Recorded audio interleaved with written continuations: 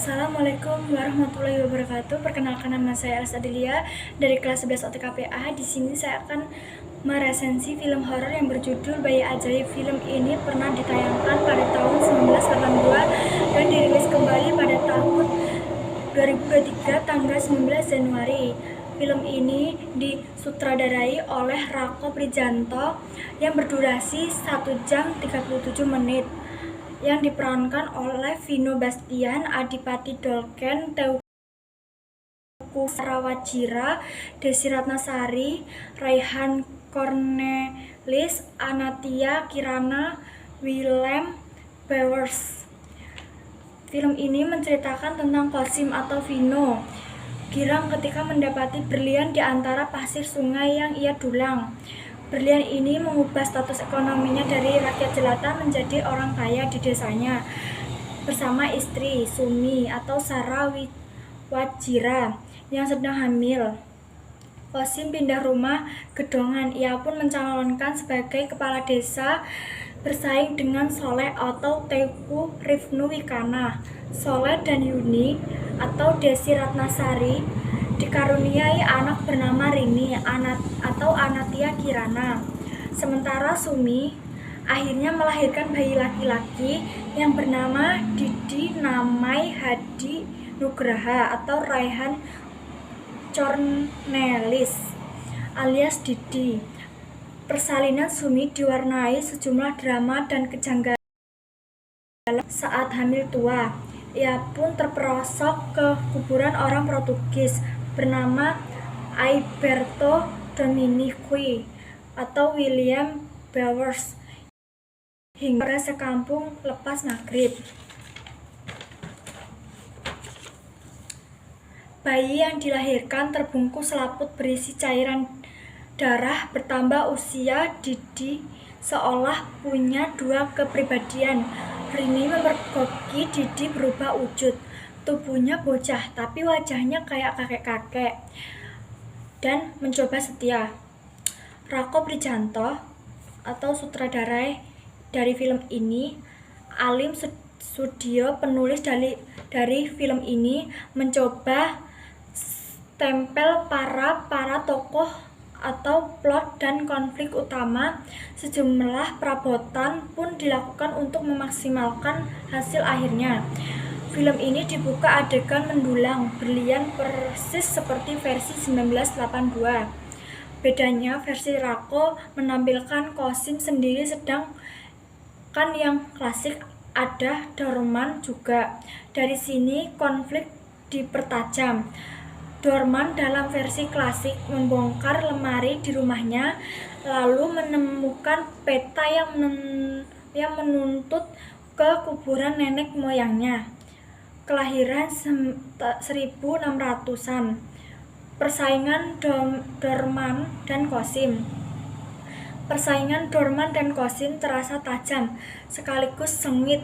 Meski ada Soleh, Kosim dalam versi klasik tak menganggapnya sebagai ancaman serius. Ia tahu persis siapa Dorman, kenapa dia mesti diantipasi, dan latar belakang keuangannya. Disinilah perbedaannya. Versi Rako menghadapkan Kosim dengan Soleh.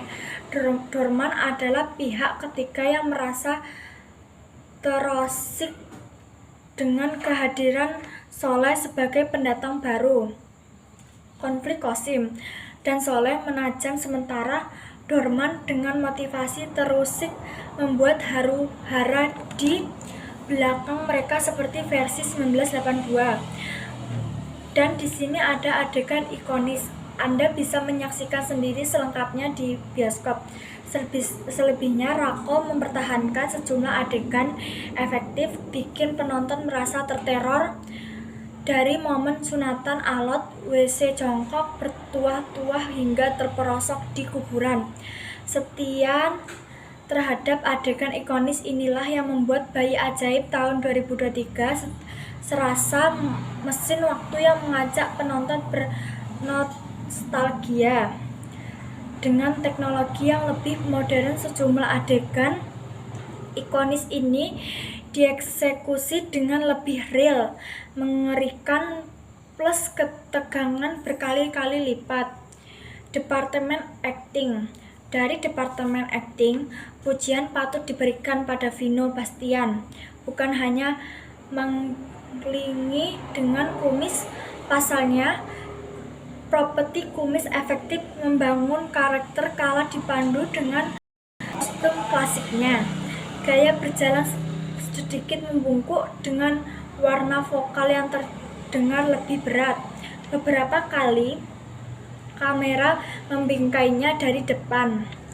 Pose Vino sebagai Kosim saat berdiri kerap miring sambil kadang memincangkan mata atau memainkan rokok tanpa dialog pun kita tahu. Sosok abu-abu dalam dunia bayi ajaib. Satu ganjalan dalam film ini. Satu ganjalan adalah problem kontinuitas adegan berlatar-latar ruang kerja. Dorman kala itu Dorman bertemu lawan dalam hitungan detik. Sang lawan sudah tiba di rumah Kosim. Kita tak tahu di ujung pertemuan yang sementara. Selebihnya, film ini mempersegar versi klasiknya. Sensasi seram pun seperti pendahulunya. Bayi ajaib sebagai bayi perdana Falcon Black, salah satu yang layak diantisipasi tahun ini. Barisan pemainnya tampil ciamik, korean ditabar rata di sepanjang durasi film. Satu lagi poin plus film ini yang tepat dipertahankan Rako Prijanto, isu dalam skala mikro, yakni pemilihan pemimpin desa. Setelah 4 tahun berlalu, praktik politik uang tetap saja relatif atau relatan, apalagi tahun dengan Indonesia menggelar pesta demokrasi hari gini. Siapa sih yang enggak doyan duit? Sekian dari presentasi saya ucapkan terima kasih.